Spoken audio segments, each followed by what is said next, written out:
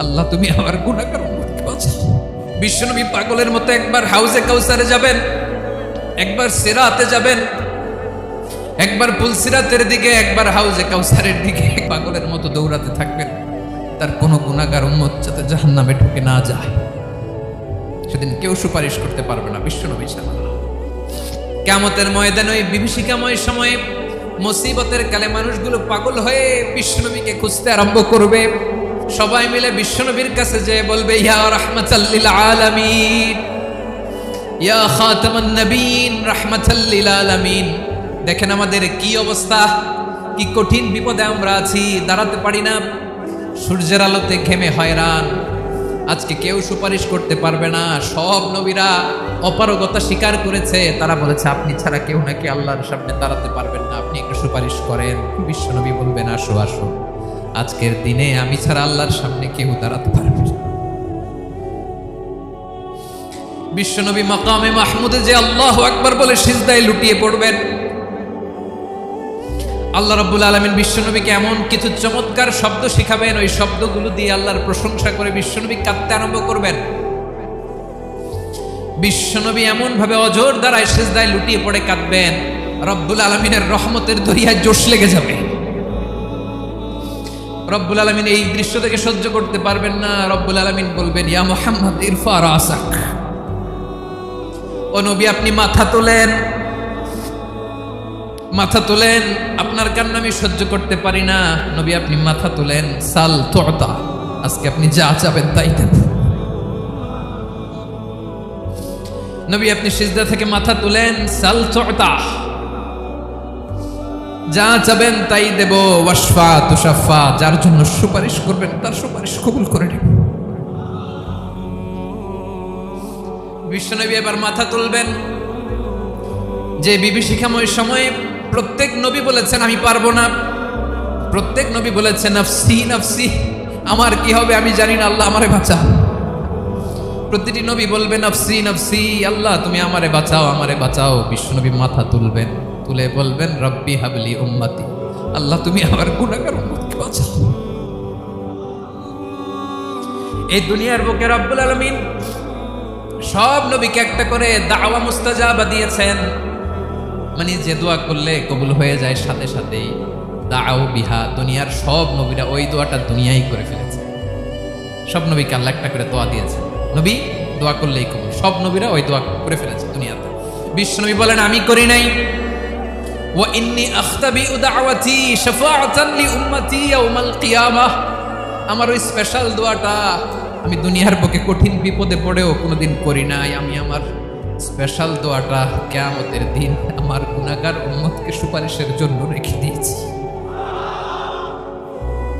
আল্লাহ বলবেন নবী ইরফা রাসাক, মাথা তোলেন, আর কাটবেন না। বিশ্বনবী মাথা তুলবেন, আল্লাহ বলবেন সাল তুতা, আপনি যা চাবেন তাই দেব। ওয়াশফা তুশাফা, সুপারিশ করেন, সুপারিশ কবুল করব। বিশ্বনবী বলবেন আল্লাহ ওই স্পেশাল দোয়াটা দুনিয়াতে করি নাই, আজকে আমি তোমার দরবারে দাঁড়িয়ে কিয়ামতের দিন ওই দোয়াটা করছি। আল্লাহ আমার যে উম্মতের হৃদয়ে যাররা পরিমাণ ঈমান আছে, আমার একটা উম্মতকেও তুমি জাহান্নামে ঢোকাতে পারবে না। বিশ্বনবী পাগলের মতো একবার হাউজে কাউসারে যাবেন, একবার সিরাতে যাবেন, একবার পুলসিরাতের দিকে, একবার হাউজে কাউসারের দিকে পাগলের মতো দৌড়াতে থাকবেন। তার কোনো গুনাহগার উম্মত যাতে জাহান্নামে ঢুকে না যায়, সেদিন কেউ সুপারিশ করতে পারবে না বিশ্বনবী ছাড়া। এজন্য 5 নম্বর আল্লাহ বললেন মান যাল্লাযী ইয়াশফাউ ইনদাহু ইল্লা বিইযনিহি, কার সাহস আছে, কার এত বড় বুকের পাটা কিয়ামতের কঠিন দিন আল্লাহর সামনে দাঁড়িয়ে সুপারিশ করবে? কারো ক্ষমতা নেই, কারো ক্ষমতা নাই। বিশ্বনবী সেদিন সিজদায় পড়ে উম্মতের জন্য কাঁদবেন, সবাই কাঁদবে নাফসি নাফসি, আল্লাহ আমারে বাঁচাও, আল্লাহ আমারে বাঁচাও। বিশ্বনবী বলবেন উম্মতি উম্মতি, বিশ্বনবী আমার জন্য কাঁদবেন, আপনার জন্য কাঁদবেন, আমাদের জন্য সেদিন কেঁদে কেঁদে জাহান্নামের দরজায় দাঁড়িয়ে আমাদেরকে টেনে টেনে জান্নাতে ঢুকাবেন। এজন্য এই বিশ্বনবীর ভালোবাসা যেন আমাদের হৃদয়ে ভরপুর থাকে। আমার ভাইয়েরা, প্রতি শুক্রবার বিশ্বনবীর উপরে বেশি বেশি যেন আমরা দুরূদ পড়ি। আমরা যখন বিশ্বনবীর সালাম দেই, দুরূদ পড়ি, একদল স্পেশাল ফেরেশতা আছে যারা বিশ্বনবীর দুরূদটা নিয়ে সরাসরি বিশ্বনবীর রওজায় যায়, যে বলে অমুকের বেটা অমুক আপনারে সালাম দিয়েছে। বিশ্বনবী নিজ কবরের থেকে নিজেই সালামের উত্তর দেয়। বিশ্বনবীর ভালোবাসা যেন আমাদের হৃদয়ে থাকে, বিশ্বনবীর সুন্নাহ দিয়ে যেন আমাদের জীবনটাকে সাজাই, পারা যাবে ইনশাআল্লাহ। বিশ্বনবীর ভালোবাসা ছাড়া কেউ জান্নাতে ঢুকতে পারবে। ইসরাফিল আলাইহিস সালাম প্রথম যে ফুৎকারটা দিবেন তখন পুরো পৃথিবী কেঁপে উঠবে, মারাত্মকভাবে কেঁপে উঠবে। তারপরের যে ফুৎকার দিবেন তখন সব মরে যাবে, আমরা পৃথিবীতে কেউই বেঁচে থাকবো না। তখন মানুষ মরে যাবে, জিন জাতি মরে যাবে, সমস্ত ফেরেশতারাও মরে যাবে। আল্লাহ তাআলা ওনাকে সৃষ্টিই করেছেন এই বিশাল হুইসেলে একটা ফুৎকার দেওয়ার জন্য, আর কোনো কাজ নাই। যেই ফেরেশতা মালাকুল মাউত, যিনি মৃত্যুর ফেরেশতা, যার মাধ্যমে আল্লাহ তাআলা মৃত্যু ঘটিয়ে থাকেন, তারও মৃত্যু ঘটবে। এত ভয়ঙ্কর একটা চিৎকার দিয়ে মালাকুল মাউত জগৎ থেকে বিদায় নিবে। আল্লাহর হাবিব সাল্লাল্লাহু আলাইহি ওয়াসাল্লাম বলেন, ওই ভয়ঙ্কর চিৎকার যদি পৃথিবীবাসী শুনতে পেত তাহলে আলাদা করে ইসরাফিলের সিঙ্গার ফুৎকার দেওয়ার প্রয়োজন হতো না। প্রতিটা মানুষ তাদের কানের পর্দা ফেটে মুহূর্তেই লাশ হয়ে পড়ে যেত, মালাকুল মাউত মরে যাবে। তখন মহাবিশ্বে আর কেউ থাকবে না, একটা সত্তা ছাড়া। তিনি কে? আল্লাহ সুবহানাহু ওয়া তাআলা। লাস্ট হুইসেলটা যখন দেয়া হবে তখন জমিন থেকে সব মৃত লাশগুলো আবার জীবিত হয়ে দাঁড়াতে শুরু করবে। সৃষ্টির পর থেকে আজ অবধি বিশাল হুইসেলটা নিয়ে আল্লাহর আরশের দিকে তিনি তাকিয়ে আছেন। যে মুহূর্তে আমরা এখন কথা শুনছি এখনো তাকিয়ে আছেন উনি, পলকও ফেলেন না চোখের, যে কখন আল্লাহ তাআলা অর্ডার করবেন, করার সাথে সাথে ফুৎকার দিবেন তিনি, আবার না দেরি হয়ে যায়। চলেন জান্নাতের শপিং মল থেকে একটু শপিং করে আসি। জান্নাতের ভেতরে বিশাল এক শপিং মল থাকবে। প্রতি শুক্রবারে সামনে পেছনে সব জায়গা থেকে ভন ভন করে মৌমাছির মতো জান্নাতীরা ওই শপিং মলে শপিং করতে আসবে। ইচ্ছে মতো দেদারসে পোশাক কিনবে, ইচ্ছে মতো শপিং করবে, টাকা দেয়া লাগবে না, ক্রেডিট কার্ড লাগবে না। সুবহানাল্লাহ পড়েন। জান্নাতে যারা ঢুকবে তাদেরকে রেশমের তৈরি পোশাক দিয়ে পোশাক বানিয়ে দেওয়া হবে। সবুজ মিহি সিল্কের রেশমি কাপড় দিয়ে ড্রেস আপ করা হবে, যেটার মধ্যে স্বর্ণ দিয়ে এমব্রয়ডারি করা ডিজাইন থাকবে। সর্বপ্রথম জান্নাতীদেরকে কি খাওয়ানো হবে জানেন? মাছের ভুনা কলিজা। খাইতে খাইতে শেষ।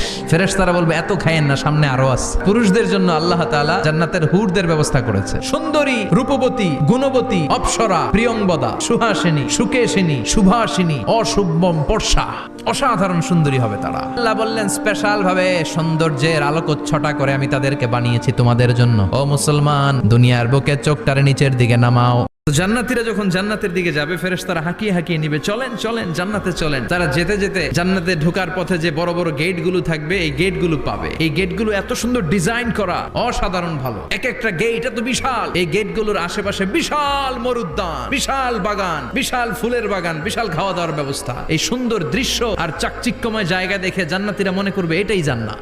জান্নাতীরা বসে ওখানে খাওয়া দাওয়া শুরু করে দিবে। ফেরেশতারা বলবে এটা না, এটা তো জান্নাতের গেট, চলেন চলেন। জান্নাতীরা কয় এত সুন্দর, চলো চলো সেটাতে ঢুকবো। আবার অনেক লম্বা একটা পথ পাড়ি দেওয়ার পরে দ্বিতীয় গেট। জান্নাতীরা ফেরেশতাদেরকে আর কিছু জিজ্ঞেস না করে ওইখানেও খাওয়া দাওয়া শুরু। ফেরেশতারা আবার বলবে এটা জান্নাত নয়, জান্নাত অনেক দূরে। জান্নাতীরা আবার ছুটতে শুরু করবে। ছুটতে ছুটতে 3 নাম্বার গেট যে কত বড়, ওই জায়গার সৌন্দর্য নাজ নেয়ামত দেখে জান্নাতীরা 100% নিশ্চিত হয়ে যাবে যেটা জান্নাত না হয়ে পারে না। ফেরেশতারা বলবে এটা জান্নাত না, জান্নাত আরো দূরে। সুবহানাল্লাহ।